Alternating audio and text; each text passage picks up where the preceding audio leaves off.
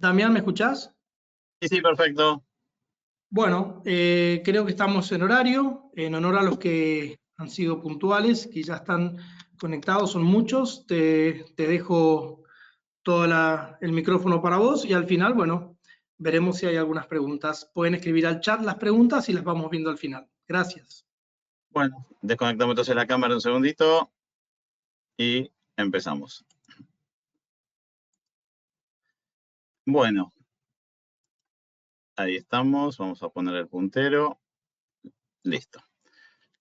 Vamos a hablar hoy de perfil cardiogenómico. Solalosa es una sociedad que hemos creado el doctor Adrián Gaspar y yo con la idea de empezar a dar a conocer una nueva visión de la medicina, que lo que nos está pasando es que estamos viendo cada vez más que no estamos preparados para vivir más de 50 años con la genética que traemos, que es bastante ancestral, bastante paleolítica, y un medio que tiene 4 millones de tóxicos, alimentación con exceso de grasas, carbohidratos, conservantes, y empezamos a tener enfermedades crónicas degenerativas, productos de una inflamación crónica silenciosa que deberíamos empezar a saber manejar para tener mejor calidad de vida. Hoy vamos a hablar de algo que es el perfil cardiogenómico, que no es otra cosa que entender ciertas bases genómicas para interpretar mejor un análisis de sangre. En este caso, que tenga que ver con un perfil lipídico. La enfermedad cardíaca constituye la principal causa de muerte en muchos países del mundo.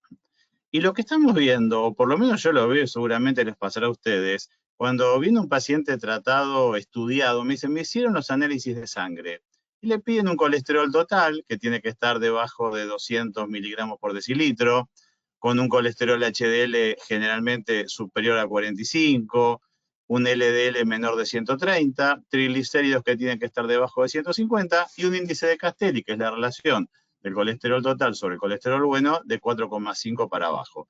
Y con eso ya uno se queda conforme. Podemos encontrarnos con esto, un colesterol total de 220, o sea, está alto, y pongo en amarillo todo lo que está alto, con un HDL de 42, lo pongo en naranja, está bajo, un LDL de 145, triglicéridos 170 y un índice de Castelli elevado. Evidentemente, esta persona podríamos pensar que está comiendo mal, que tiene un exceso de grasas, que tal vez sea sedentario, porque están altos los triglicéridos y cuando suben los triglicéridos baja el HDL y también está alto el LDL. Pero nos podemos encontrar con esto, que tenga 220 de colesterol total, con 145 de LDL, pero con un HDL en buen nivel y triglicéridos de 90.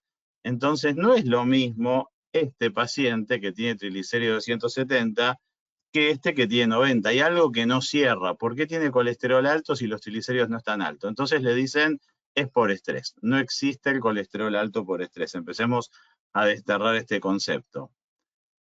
A este paciente le medimos también el VLDL, que es un colesterol que va de la mano de los triglicéridos, tiene que estar debajo de 27, está en 33, está alto, pero en este caso, este paciente tiene un colesterol LDL de 120, normal, con un colesterol total de 210, y lo que está alto es el VLDL y los triglicéridos.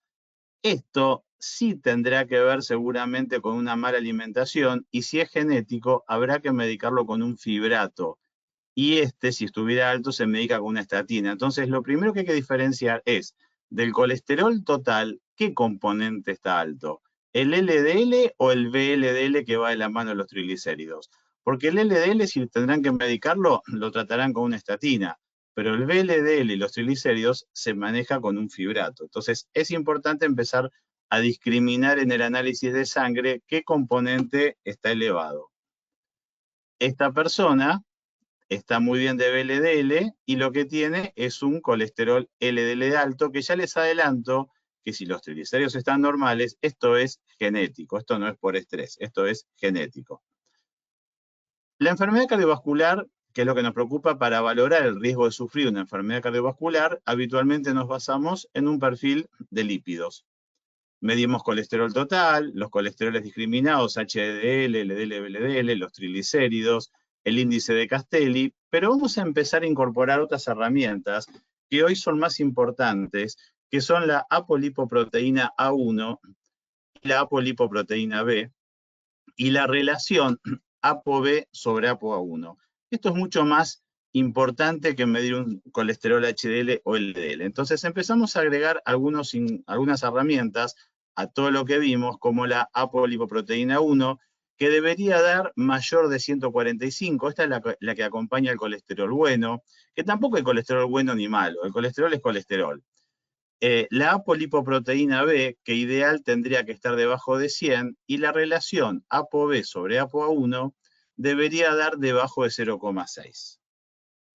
Entonces, ¿qué son las lipoproteínas? Hablamos de colesterol malo o LDL. La verdad que el colesterol no es ni bueno ni malo. El colesterol es una molécula que si va al cerebro es muy buena. El cerebro es todo colesterol, todo grasa, y ayuda a reparar neuronas, a tener mejor función cognitiva.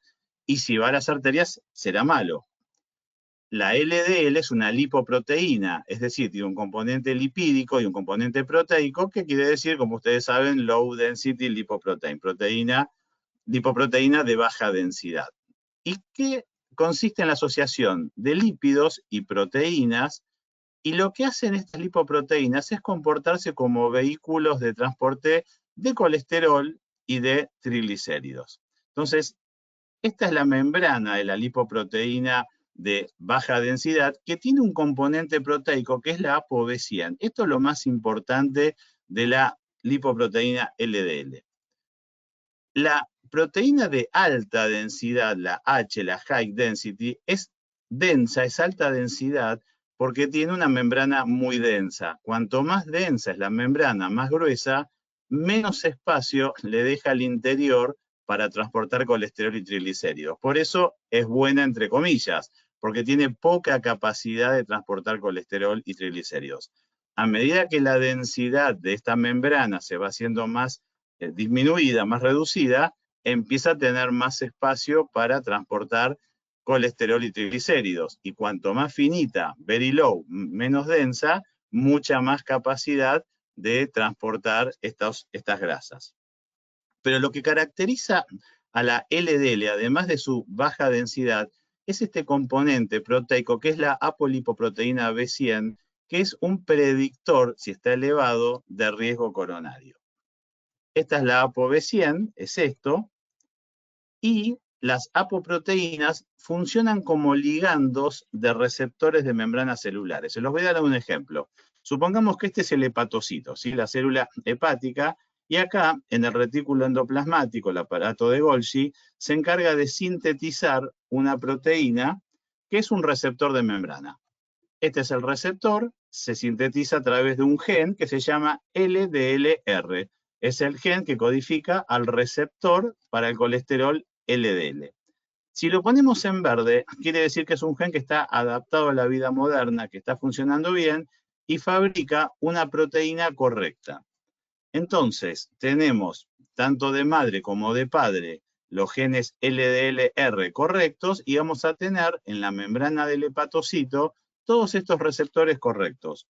Cuando esté circulando una apolipoproteína B con su fragmento proteico, que es la ApoB100, y acá adentro está el colesterol, lo va a reconocer como una llave cerradura, va a ingresar al hepatocito, este colesterol va a ser degradado y va a bajar su nivel en sangre. Esto es lo correcto. Pero puede pasar que la persona haya heredado la mitad de su carga genética de padre y la mitad de madre, y uno de los dos le transmitió un gen que está alterado, que tiene un polimorfismo, no una mutación, un cambio. Entonces, esta persona, la mitad de sus genes están funcionando correctamente y fabrica un receptor de membrana correcto, pero el otro padre o madre le transmitió una información equivocada y la mitad de sus receptores a la fracción ApoB100 son incorrectas. Por lo tanto, cuando este colesterol transportado por la ApoB100 se encuentre con esto, los que coinciden, la mitad va a entrar y esta mitad no va a entrar. Es decir, solo va a ingresar la mitad que encuentra el receptor correcto. Y estas son personas que van a tener un colesterol total de entre 200 y 300 miligramos por decilitro, y un LDL que suele estar arriba de 130 hasta 230. Es el caso que les dije, que tienen colesterol LDL alto, pero tienen triglicéridos normales y se llama colesterol heredofamiliar. Pero pueden encontrarse, más raramente, con que tanto el padre como la madre transmitieron la falla en el gen, lo ponemos en rojo porque es homocigoto para esa falla. Yo lo que voy a hacer en mi participación en los cursos que demos con el doctor Adrián Gaspar, yo voy a incorporar mi formación que es en genómica. Quiero que empiecen a entender un poquito la genómica. Entonces, acá estamos hablando de genes equivocados que van a codificar un receptor equivocado. Por lo tanto, este colesterol va a seguir dando vueltas en la sangre porque no reconoce el fragmento ApoB100 y son personas que suelen tener un colesterol total de 700 a 1000 y un colesterol LDL de más de 600, aunque sean delgados. Y esto vuelve loco a muchos colegas y piensan que es por estrés y no es por estrés. Empecemos a entender que es genético y lo único que va a bajar esto es una estatina. Lo que define al colesterol HDL, el bueno, es la presencia de dos apolipoproteínas, la ApoA1, que es la buena, y la ApoE, que es la que lleva el colesterol al cerebro. Vamos a ver en algún momento en nuestro diplomado, si es que quieren hacerlo, cuando hablemos del riesgo genético de Alzheimer, que está asociado con una mala función de la ApoE. La ApoE transporta colesterol al cerebro y es fundamental. Y la ApoA1 lo dirige hacia lugares buenos. Numerosos estudios de investigación han demostrado que el 50% de las personas que han sufrido un infarto tenían colesteroles total y LDL normales. Entonces, el 50% de los infartos no se están explicando por un LDL elevado. Por lo que se considera que medir solo el colesterol LDL no es suficiente para estimar el riesgo de desarrollar enfermedad cardiovascular. Cuando hablamos de la apolipoproteína B, hoy sabemos que los niveles de ApoB son mejores predictores del riesgo cardiovascular que los niveles de LDL. Una persona que tenga la apolipoproteína B arriba de 100 y ni que hablar arriba de 130, está caminando hacia un infarto. Nosotros podemos medirlo en sangre y podemos predecir que ya está en riesgo coronario. Y es mucho más fiel la relación ApoB, que es la mala, sobre ApoA, que es la buena, que tiene que dar debajo de 0,6, que la medición, la relación entre colesterol LDL y HDL. Y hay una lipoproteína que es extremadamente peligrosa y que tenemos que medirla en sangre, que es la lipoproteína A. Es una partícula lipoproteica, o sea, componente lipídico y componente proteico, muy parecida a la LDL, pero que contiene una lipoproteína que se llama ApoA y que está unida a la ApoB por un puente disulfuro. Y esto le confiere características propias. Se los voy a mostrar con un ejemplo. Esta es una LDL tradicional con su ApoB, pero tiene a su vez una ApoA unida por puentes disulfuro y en un extremo de esta cadena de ADN tiene una mutación, tiene un aminoácido ileína en la posición 4399 del gen, en reemplazo de metionina, y esto le confiere un altísimo riesgo coronario. Son personas que suelen tener lipoproteína A por arriba de 75 y a veces pueden encontrarse con lipoproteína A de 200, 275. El paciente se mete en internet y encuentra riesgo de muerte súbita. La lipoproteína A entonces es una LDL que además de la ApoB tiene una ApoA con altísimo riesgo coronario y deriva de un gen ancestral parecido al plasminógeno. ¿Y qué significa esto? Que al ser tan parecido al plasminógeno, va a competir con los receptores por el plasminógeno en el endotelio, en las arterias, y al competir lo va a desplazar. El plasminógeno es muy bueno porque es un limpiador, es un antitrombótico, y la lipoproteína A va a ir a los mismos lugares, lo va a desplazar, y como viene cargada de colesterol y triglicéridos, los va a depositar y va a aumentar el riesgo coronario. La lipoproteína A es un factor genético de riesgo, de mayor riesgo para desarrollar aterosclerosis que otros factores de riesgo, y es muy parecida al plasminógeno, por lo que tiene una gran afinidad para unirse a la fibrina, pero interfiere con la fibrinólisis, no permite que se haga la limpieza y termina generando un efecto aterotrombótico que depende de su concentración plasmática elevada. se ha demostrado que la terapia de reemplazo hormonal con estrógenos en la mujer en menopausia reduce hasta un 25% los niveles de lipoproteína A. Por eso la mujer en menopausia tiene muchísimo más riesgo coronario que el hombre y hay que empezar a tratar con un reemplazo hormonal. Eso también será parte de nuestro diplomado, las terapias de reemplazo con hormonas bioidénticas, porque es necesario tratar también la menopausia para bajar el riesgo coronario. Y se ha visto que el ácido nicotínico, la nicotinamida, tiene una capacidad de reducir un 35% los niveles de lipoproteína A. Entonces, a nuestro análisis de sangre, que empezó con un colesterol total, un HDL, un LDL y triglicéridos, le agregamos el VLDL, le agregamos los componentes, la apolipoproteína A1, la apolipoproteína B, la relación ApoB sobre ApoA1, y le agregamos también la lipoproteína A, que hasta hace unos años se consideraba como normal debajo de 30 y hoy se considera como normal debajo de 75. Empezamos a ampliar nuestras herramientas, que esto se pide en un análisis de sangre y todos los laboratorios y todos los prepagos, los sistemas de salud lo cubren y lo miden y empezamos a tener un poquito más de información. Y otra cosa que es muy importante para medir el riesgo coronario es la proteína C reactiva ultrasensible o de alta sensibilidad. Es una proteína de fase aguda que ha sido clásicamente considerada como un marcador de inflamación. La proteína C reactiva de por sí es inflamatoria. Pero si la persona no ha tenido infecciones, no ha tenido problemas artríticos, artritis reumatoidea, no ha tenido traumatismos, está en condiciones normales, la síntesis hepática de proteína C reactiva ultrasensible ideal es que sea debajo de 1 miligramo por litro y empieza a aumentar si hay procesos inflamatorios. Lo que vamos a tener es lo siguiente. Ustedes, cuando pidan una proteína C reactiva ultrasensible, van a encontrarse que lo ideal es que esté debajo de 1. Entre 1 y 3 se los va a informar como riesgo promedio. Entre 3 y 5 el riesgo es elevado y arriba de 5 el riesgo es muy elevado. Y nos estamos acostumbrando, mal acostumbrando, a que si la persona está entre 1 y 3, decimos, está en un riesgo promedio. Sí, pero que esté en el promedio no quiere decir que sea ideal la situación. Que esté en el promedio significa que tiene un 16% de probabilidades de hacer una enfermedad cardiovascular en los próximos 8 años. Pero si lográramos que estuviera debajo de 1, la probabilidad de hacer una enfermedad cardiovascular baja un 7% y el plazo se extiende a 11 años. Entonces no es lo mismo estar en 2 o en 3 que estar en 1. Pero el problema es cuando empezamos a tener pacientes con proteína C reactiva ultrasensible mayor de 3 y ni que hablar mayor de 5. El riesgo de hacer una enfermedad cardiovascular se va al 70% y el plazo se acorta a 2 años. Entonces, estos son factores predictivos y esto es simplemente un análisis de sangre. Pero yo aclaro, proteína C reactiva ultrasensible, porque muchos laboratorios le piden la proteína C reactiva tradicional. La proteína C reactiva ultrasensible o de alta sensibilidad nos estaría hablando de un proceso inflamatorio severo.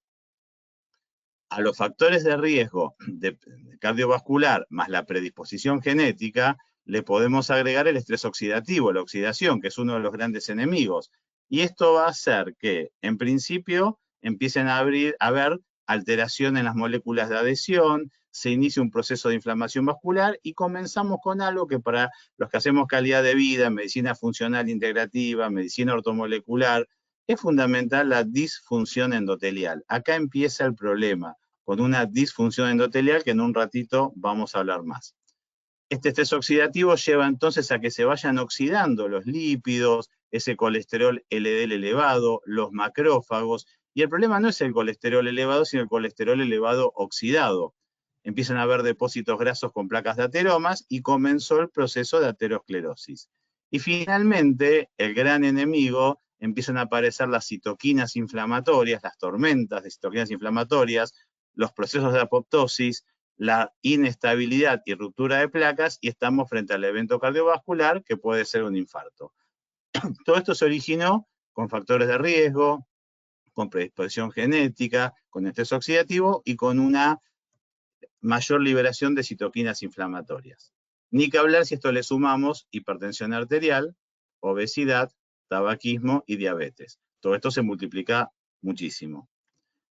Por lo tanto, empezamos a aumentar las cosas que le pedimos al paciente y hasta aquí le agregamos a toda la batería de cosas que pedimos, le agregamos la proteína C reactiva ultrasensible, cuyo ideal sería que estuviera debajo de 1 miligramo por litro.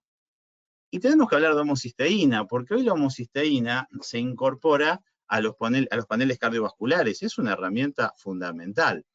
Es un aminoácido que se produce en el organismo, la homocisteína, y cuando empiezan a subir estos niveles en sangre, lo que se llama hiperhomocisteinemia, empieza a haber daño del revestimiento de las arterias, tanto como el colesterol. La hiperhomocisteinemia lastima mucho las arterias. Algunas personas tienen niveles muy altos de homocisteína, por lo que presentan mayor riesgo de desarrollar enfermedad cardíaca. ¿Qué es la hiperhomocisteinemia? Es una enfermedad en la que estas personas presentan niveles altos de homocisteína. Tal vez ustedes encuentren que a la derecha les dice que hasta 14, 15 son valores normales. Lo ideal es debajo de 8, debajo de 6. Por eso en esta especialidad no hablamos de valores normales, sino de valores óptimos, porque tal vez lo normal para la edad y para esta sociedad sea tener una homocisteína de entre 3 y 15, pero no es óptimo. Lo óptimo es que esté debajo de 8. Estas personas se vio que casualmente cuando tienen hiperhomocisteinemia no tienen suficiente folato en la dieta, o sea, no tienen demasiada incorporación de ácido fólico, ni de vitamina 6 y vitamina B12. Y esto empieza a subir la homocisteína. Y la explicación de esto, como lo voy a mostrar enseguida, es genómica. El tetrahidrofolato, que es la forma inactiva, tiene que activarse y convertirse en metil tetrahidrofolato. Para eso, junto con la presencia de vitamina B12, la homocisteína se convierte en metionina. Esta reacción la cataliza un gen llamado metilen tetrahidrofolato reductasa. Quienes hagan medicina genómica, algunos genes los van a tener que conocer, es muy fácil familiarizarse con esto. Es el gen que activa el tetrahidrofolato y lo convierte en metil tetrahidrofolato. Y en presencia de vitamina B6, la homocisteína también se convierte en cisteína. Esto es muy importante y acá los voy a empezar a entusiasmar un poquito, que esta es mi idea, ojalá quieran empezar a hacer medicina genómica. Recuerden que el cromosoma es como una letra X y este es un brazo del cromosoma. Vamos a hablar de un gen que es el metilén tetrahidrofolato reductasa y en esta posición, que es la posición 677 de este brazo de ADN, que el ADN no es otra cosa que una cadena de bases nucleótidas, adenina, timina, citosina, guanina, y cada 3 de estos nucleótidos tenemos un codón. El codón lo que dice es, aquí tiene que venir el aminoácido valina. Y este otro codón, timina, guanina, guanina, dice, aquí tiene que venir el aminoácido glicina. Y este otro codón dice, aquí va la serina. Y 100, 200, 500, 1000, según la proteína, se va a formar una cadena de aminoácidos que van a dar origen a una proteína, que en este caso es la proteína enzima metilén tetrahidrofolato reductasa, que la ponemos en verde porque está todo correcto, y esta proteína lo que va a hacer es permitir la activación del tetrahidrofolato en ácido fólico, en metiltetrahidrofolato, y permitir que la homocisteína se convierta en metionina.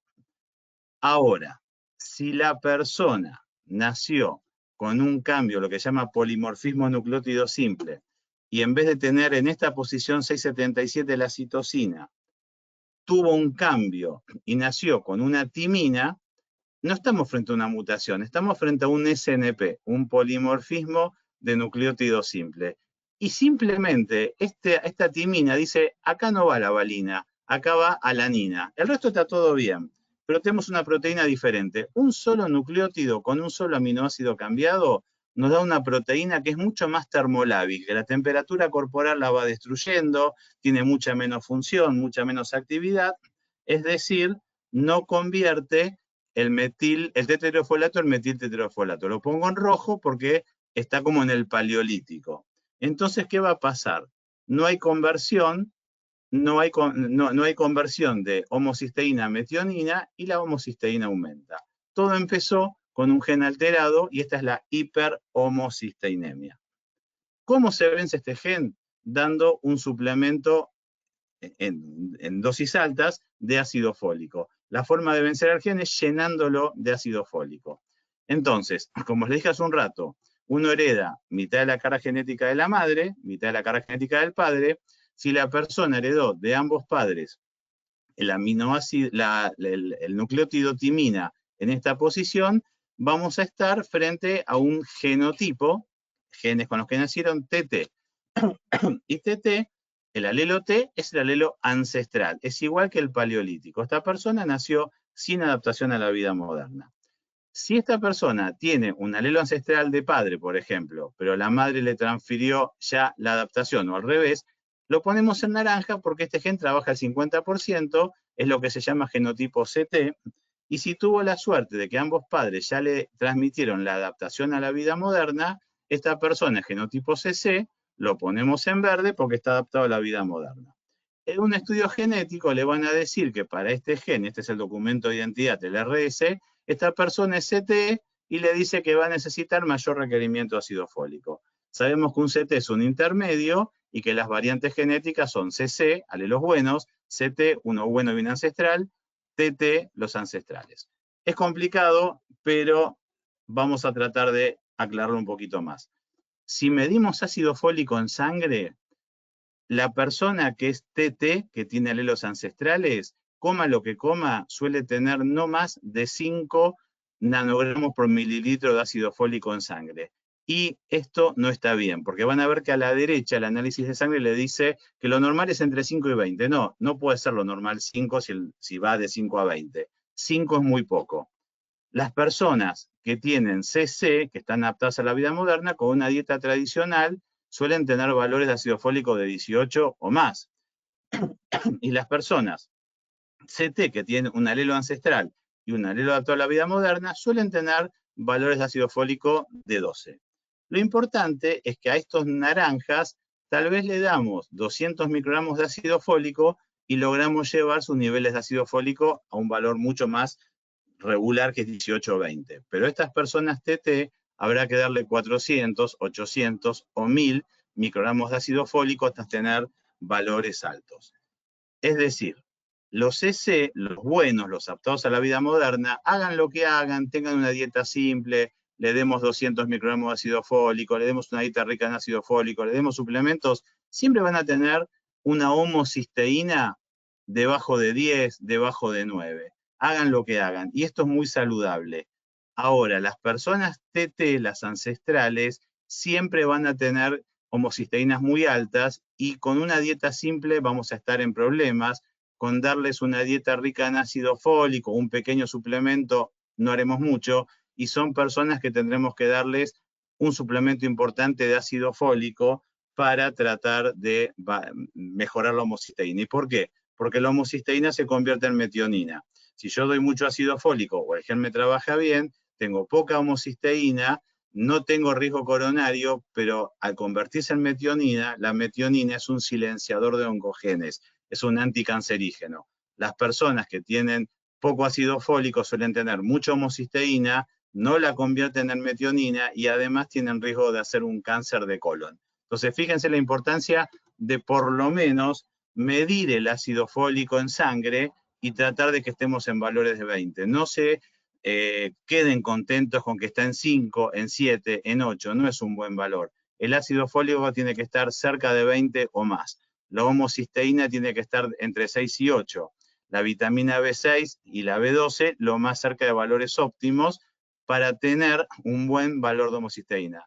Recuerden cómo empezó la clase, con un colesterol total, un HDL, un LDL y unos triglicéridos. Y miren a mitad de clase cómo estamos. Y todo esto es un análisis de sangre que ustedes pidan, nada más, pero aprendan a interpretarlo y aprendan a tener valores óptimos y no miden más a la derecha lo que le da el laboratorio como normal, porque que sea normal no quiere decir que sea óptimo. Y vamos a hablar un poquito más de nutrigenética. Sabemos que el café nos puede producir un infarto. ¿Por qué?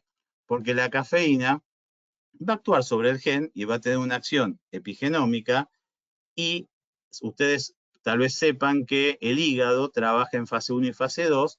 La fase 1 está representada fundamentalmente por este gen que representa la familia de la citocroma P450 y este es un gen que metaboliza el café.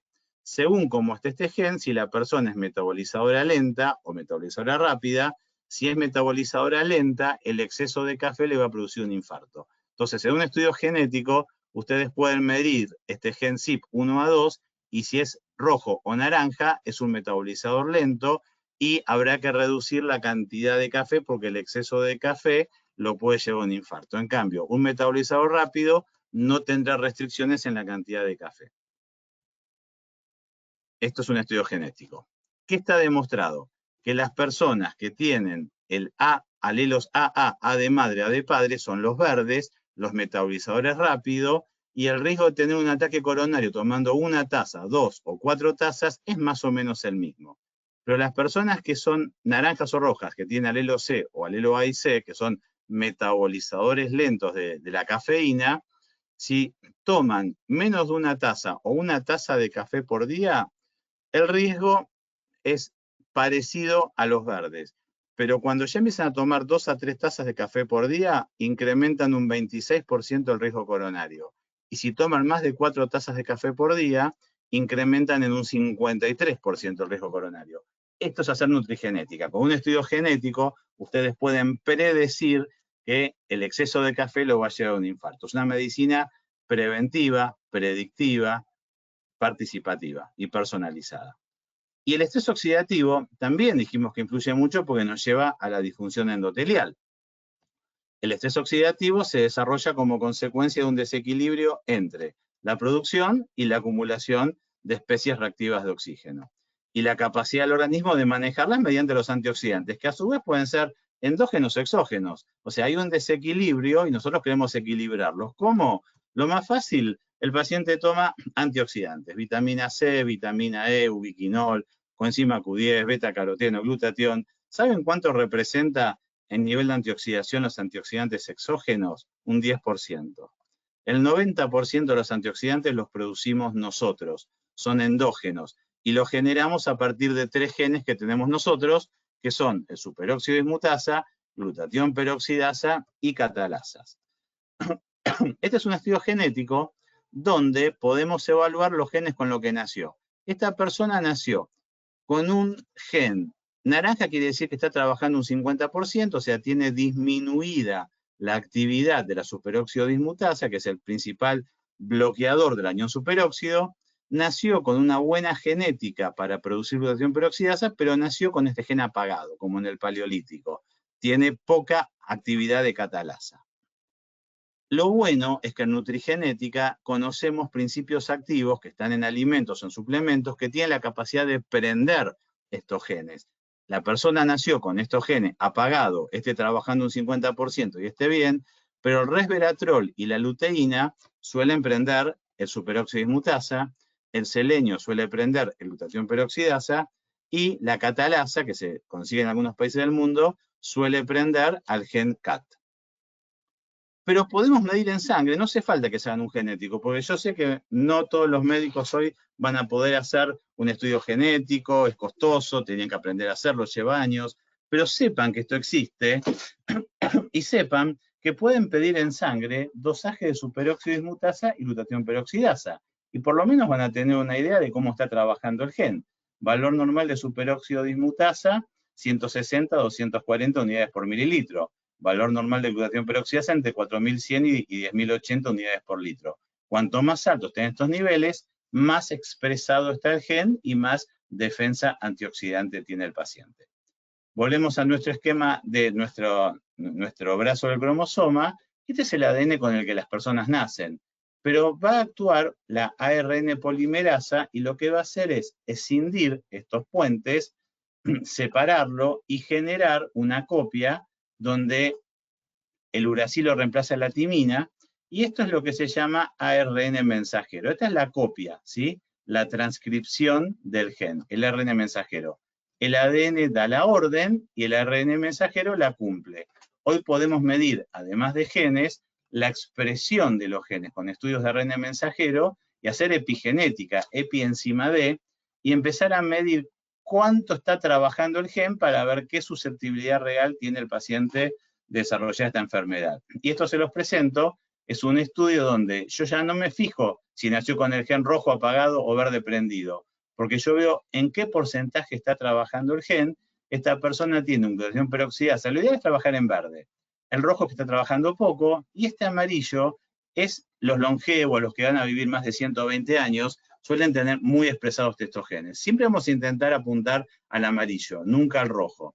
Esta persona, por ejemplo, tiene bien el glutatión peroxidasa, tiene trabajando un poquito menos del óptimo su peróxido dismutasa, y tiene trabajando poco el gen catalasa. Yo puedo empezar a medir con un estudio de saliva, no yo, sino una empresa en España, lo que hace es medirme la expresión. Y también me mide este gen que es el óxido nítrico sintasa, que mide estrés nitrosativo, porque no todo es estrés oxidativo. Y podemos darle un suplemento que acá nos aconseja que le demos 200 miligramos por día de ácido alfa-lipoico y 20 miligramos por día de luteína para prender estos dos genes, y que nuestra nutricionista nos arme un plan de alimentación donde predominen el brócoli, la naranja, el mango, los cereales y las leguminosas. Esto es hacer nutrigenética y epigenética. Pero nos podemos encontrar con este paciente. El anterior tenía un sistema regular, pero este paciente está realmente con valores muy bajos de superóxido dismutasa, de catalasas, de óxido nítrico sintasa, y lo que nos aconseja acá es otro tipo de suplemento. Esto es hacer suplementación a la medida de los genes, ¿sí? Cada persona se le dará un suplemento de lo que necesiten sus genes de acuerdo a cómo esté en ese momento. La enfermedad coronaria reconoce los factores de riesgo clásico, pero que explican solo la mitad de los casos de enfermedad coronaria.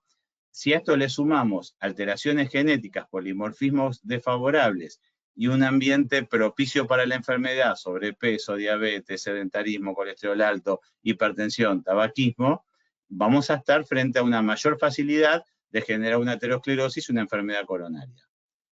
Se deben analizar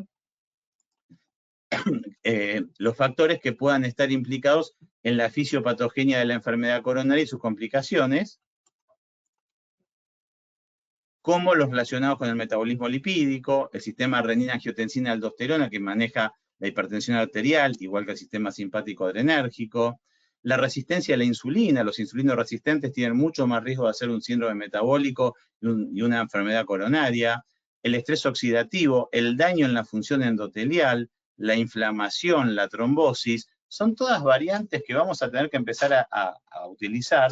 En nuestro diplomado vamos a hablar mucho de esto, de lo que es el concepto de inflammation, inflam de inflammation, aging de envejecimiento, la metainflamación, el estrés oxidativo, el dismetabolismo, la diabesidad, que es la unión de diabetes y obesidad, la disfunción endotelial, la inflamación crónica, las citoquinas inflamatorias, la trombosis. Estaremos, si ustedes tienen ganas, un año con el doctor Adrián Gaspar hablando de esto, es nuestra especialidad. Y un poquito hablar de disfunción endotelial. Ustedes saben que el endotelio, que si bien está constituido por una delgada capa monocelular que cubre la superficie interna de los vasos sanguíneos, es una verdadera glándula. Responde a un montón de estímulos y libera un montón de sustancias activas. Ante estímulos físicos y químicos, como es la presión arterial, cada latido del corazón es la presión que ejerce sobre la arteria, y la arteria se estira y se acorta, se estira y se acorta, y el endotelio responde liberando sustancias vasomotoras. El endotelio entonces modula el tono de las células musculares lisas de la pared vascular, provocando ya sea su contracción o su relajación. Es un tejido importantísimo y condiciona que haya vasoconstricción y vasodilatación. Y a su vez el endotelio controla la producción de protrombógenos y antitrombógenos. Que tengamos coágulos, trombos, depende de una sustancia que se llama trombomodulina, que ahora la vamos a ver. Y también el endotelio controla los fibrinolíticos y los antifibrinolíticos. Interviene en la proliferación y la migración celular, o sea, en la adherencia, en la activación leucocitaria y en todo lo que es la formación de la placa de ateroma, los procesos inflamatorios inmunitarios. Tiene un montón de funciones. La función endotelial es clave para la homeostasis vascular, el equilibrio vascular, y para transmitir señales de activación de la circulación. Es precursora de la aterosclerosis y puede ser definida esta disfunción como una verdadera inflamación del endotelio vascular. Esta inflamación puede ser causada por un montón de factores, entre los que están el óxido nítrico, y cuanto mejor está funcionando el óxido nítrico sintasa, más vasodilatación, Cuando no hay óxido nítrico sintasa empieza a haber vasoconstricción, y este gen mejora con la adición de arginina.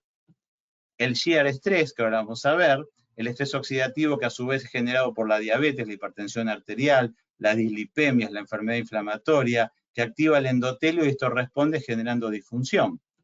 La regulación del tono vascular se realiza mediante la producción de numerosas sustancias vasodilatadoras y vasoconstrictoras. Dentro de las vasodilatadoras están el óxido nítrico, que es necesario, y hay ciertas sustancias con propiedades vasodilatadoras y efectos antitrombóticos, antiinflamatorios y antitrombóticos. El óxido nítrico es elaborado por el endotelio en respuesta a múltiples estímulos, pero especialmente por activación de receptores a lo que es el shear estrés, que es una fuerza de rozamiento tangencial. ¿Qué es? Es la tensión que ejerce la columna de sangre cuando sale del corazón en la contracción y genera el latido, y actúa sobre la superficie endotelial en una dirección tangencial, generando una deformación de esta superficie, y así esta columna de sangre empieza a ejercer una tensión con cada latido cardíaco, llevando a romper la capa de elastina, a hacer ese endotelio más vulnerable, a hacerlo trombogénico y a que vaya hacia la vasoconstricción. Por eso se dice que todos los que vivamos más de 50 años, más de 60 años tal vez, seguramente vamos a tener hipertensión arterial, porque el latido del corazón, ese shear de estrés, tarde o temprano, nos va a llevar a una hipertensión arterial. Hay sustancias vasoconstrictoras como la angiotensina 2, que es la principal molécula proaterogénica, y el 90% de la angiotensina 2 se sintetiza en el endotelio. Y si el endotelio está vulnerable, está agredido, vamos a tener más angiotensina 2, más disfunción endotelial, más aterogénesis, más hipertensión arterial. ¿Sí? Otra molécula vasoconstrictora es la endotelina 1, importantísima, más potente que la angiotensina 2. Ahora van a ver por qué les estoy hablando de todo esto. La endotelina 1 participa en múltiples procesos aterogénicos. La aterosclerosis y la diabetes mellitus mantienen un vínculo indisoluble con la disfunción endotelial. El paciente diabético va a la aterosclerosis, va a la disfunción endotelial, va a la hipertensión arterial. Si se asocia junto con dislipidemias, con obesidad, vamos a tener resistencia a la insulina, estrés oxidativo, hiperglucemia, y esto ya empieza a cerrar un cuadro llamado dismetabolismo. Todos estos factores, en interacción con factores genéticos, la genética que traemos del día que nacemos, los factores ambientales, la alimentación, el consumo de alcohol, de cigarrillo, el sedentarismo, las alteraciones vasomotoras, los estados protrombóticos y proinflamatorios, la proliferación de la pared arterial, van a llevar a la aterosclerosis y a esta disfunción endotelial. El diabético normalmente tiene un exceso de producción de radicales libres de oxígeno, y se forman los productos glicosilados llamados AGE, que son productos finales de glicosilación, y las lipoproteínas se empiezan a glicosilar. El problema acá es cuando se glicosilan, los españoles hablan de glicosa, nosotros hablamos de glucosa, sería glucosilación, los españoles hablan de glicosa, entonces la glicosilación es el daño que produce la glucosa o la glicosa en nuestras proteínas. Las plaquetas también pueden glicosilarse. Todo lo que se glicosila es peligroso y empiezan a hacerse más proclives a adherirse.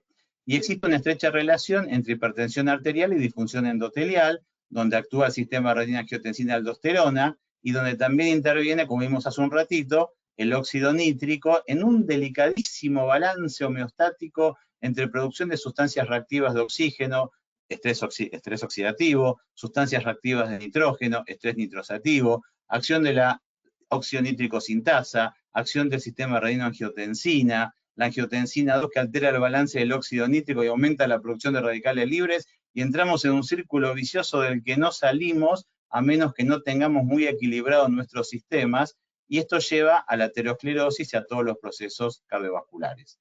¿Por qué todo esto? Que fue pesado, pero tenía que explicárselos. Porque yo con una muestra de saliva puedo medir cómo están trabajando los genes de trombomodulina, de angiotensina y de endotelina.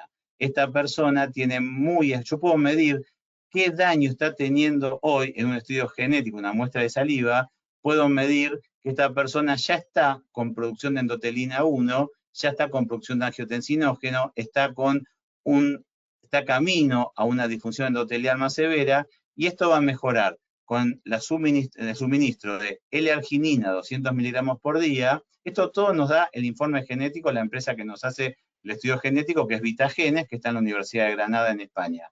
Y nuestra nutricionista especializada en nutrigenética lo que hace es recomendarle pescado azul, o le daremos un buen suplemento de omega 3, aceite de oliva, avena, jengibre, vegetales de hoja verde, sustituir sal por plantas aromáticas. Esto es parte de un coaching, un asesoramiento. Por eso la licenciada María Cecilia Ponce, nuestra nutricionista, es parte de nuestro equipo, y este diplomado en principio lo componemos el doctor Adrián Gaspar, la licenciada María Cecilia Ponce y yo, donde creemos que estamos abarcando todo, desde la medicina funcional ortomolecular, la nutrición y la medicina de precisión genómica. Y hablamos de citoquinas inflamatorias y podemos medirlas. Yo puedo medir la cantidad de TNF-alfa, o sea, son todos proteínas, citoquinas producidas por genes. Entonces yo puedo medir qué tan prendidos están los genes que producen TNF-alfa, interleuquina 6, interleuquina 8, así como algo bueno que es el interferón gamma, y en este caso que está regular, también tendremos que incorporar los pescados azules, los omega 3, la fucosantina, la vitamina C como suplementos para tratar de modular la inflamación. Bueno, esto entonces es un pedacito de nuestro diplomado donde los invitamos a participar. Lo que queríamos demostrarles es que empezamos a incorporar la medicina genómica a la medicina tradicional. Entonces, la medicina de calidad de vida, longevidad saludable, también llamada medicina funcional, medicina integrativa, medicina de las 4P, personalizada, predictiva, preventiva y participativa. Si le metemos la genómica, tenemos la 5P, o medicina de precisión. Bueno, esto es entonces el webinar, hasta acá. Vamos a compartir de vuelta la cámara. Habilitamos a Adrián, a ver si vos que manejas todo. Damián, y no sé qué. excelente. Muy buena la presentación, la verdad brillante. Para los que no manejamos genética, nos quedamos maravillados.